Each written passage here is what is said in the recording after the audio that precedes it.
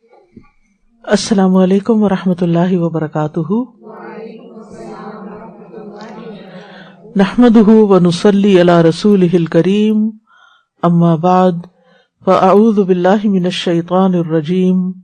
بسم اللہ الرحمن الرحیم، رب اشرح لی صدری ویسر لی امری واحلل عقدۃ من لسانی یفقہوا قولی۔ اور جب میرے بندے آپ سے میرے بارے میں سوال کریں تو کہہ دیجئے بے شک میں قریب ہوں، میں پکارنے والے کی پکار کا جواب دیتا ہوں جب وہ مجھے پکارے۔ تو ان کو چاہیے کہ یہ میرا حکم مانیں اور مجھ پر ایمان رکھیں تاکہ یہ ہدایت پائیں۔ سو اس سے بخشش مانگو، پھر اس کی طرف پلٹ آؤ، یقیناً میرا رب قریب ہے، قبول کرنے والا ہے۔ سبحان اللہ وبحمدہ، سبحان اللہ العظیم، سبحان ربی وبحمدہ، سبحان ربی وبحمدہ، سبحان اللہ عدد خلقہ ورضا نفسہ وزنۃ عرشہ ومداد کلماتہ، سبحان اللہ العظیم،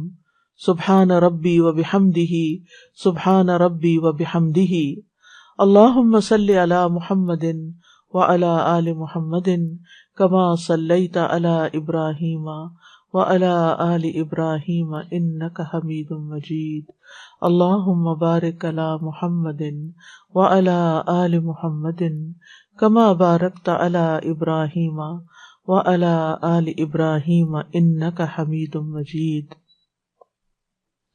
پروگرام قریب مجیب کے سلسلے میں آج ہم ہدایت پر ثابت قدمی کی دعا کے بارے میں پڑھیں گے۔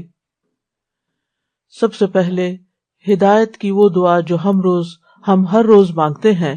سورۃ الفاتحہ کی صورت میں۔ سب تعریف اللہ ہی کے لیے ہے جو تمام جہانوں کا رب ہے، بہت مہربان، نہایت رحم کرنے والا ہے، بدلے کے دن کا مالک ہے۔ ہم صرف تیری ہی عبادت کرتے ہیں اور صرف تجھ ہی سے مدد چاہتے ہیں۔ ہمیں سیدھا راستہ دکھا،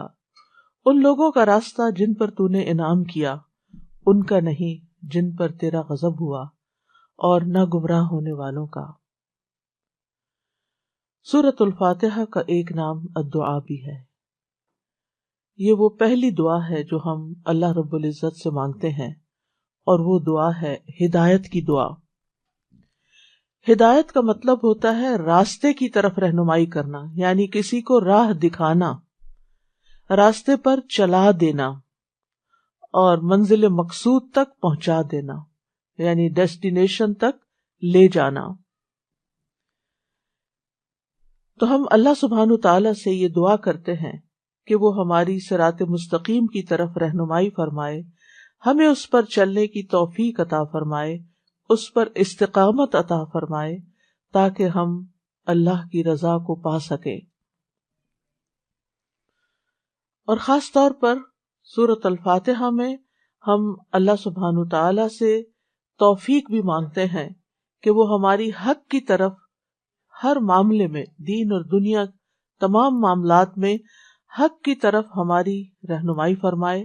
اور پوری زندگی ہمیں صراط مستقیم پر چلائے، اور اس پر ہمیں مرتے دم تک ثابت قدم رکھے۔ یعنی ہمیں کیا کرنا چاہیے، کیا نہیں کرنا چاہیے، وہ ہمیں الہام کر دے، ہمارے دلوں میں ڈال دے۔ ایک تو وہ ہدایت ہے جو ہمیں قرآن و سنت سے ملتی ہے، جو دین کے معاملات میں ہے، لیکن ہم دنیا کے معاملات میں بھی صحیح رستے کی طرف جانے کے لیے اللہ تعالیٰ سے رہنمائی طلب کرتے ہیں۔ ہم ہر وقت اللہ سبحانہ تعالیٰ سے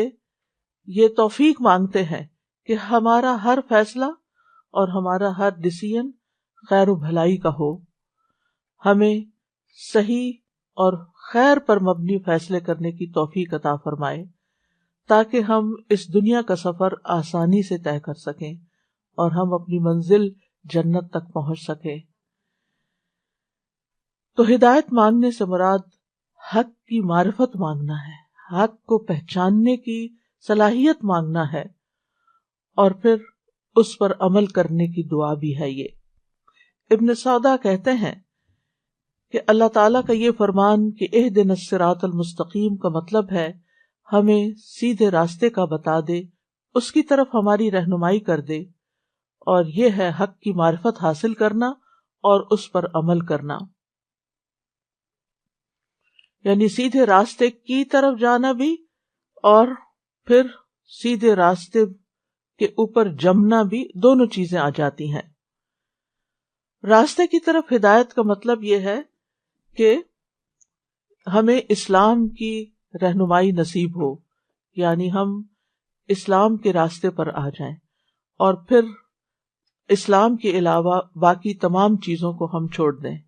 اور صرف دین اسلام کو لازم کر لیں، اور پھر اس کے بعد جب دین اسلام میں داخل ہو جائیں تو پھر دین کی تمام اقسام جو ہیں ان کے اندر جو دینی رہنمائی کی تفصیل ہے، ڈیٹیل ہے، یا رب ہمیں وہ بھی پتہ چل جائے۔ یعنی ایک ہے دین کی طرف آنا، الحمدللہ ہم سب بورن مسلمز ہیں،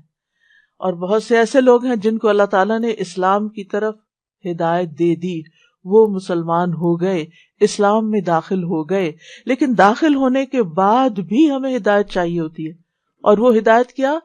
کہ ہمیں دین کی جو مختلف معاملات ہیں، جو اس کی تفصیلات ہیں، ان کا بھی علم ہو۔ مثال کے طور پر مسلمان ہو گئے، اب نماز پڑھنی ہے، نماز کیسے پڑھنی ہے، اس کے لیے ہمیں پوری رہنمائی چاہیے، یعنی تکبیر تحریمہ سے لے کر سلام پھیرنے تک ایچ اینڈ ایوری اسٹیپ کو کس طرح ادا کرنا ہے، اس کے لیے ہمیں پراپر رہنمائی چاہیے۔ بعض اوقات ہم کہتے ہیں نا کہ ہم تو پہلے سے ہی مسلمان ہیں، ہم تو ہدایت کے راستے پر ہیں، اب ہمیں کون سی ہدایت چاہیے، ہم تو آلریڈی ہدایت پر ہیں۔ نہیں، ہمیں ہر لمحے ہدایت چاہیے ہوتی ہے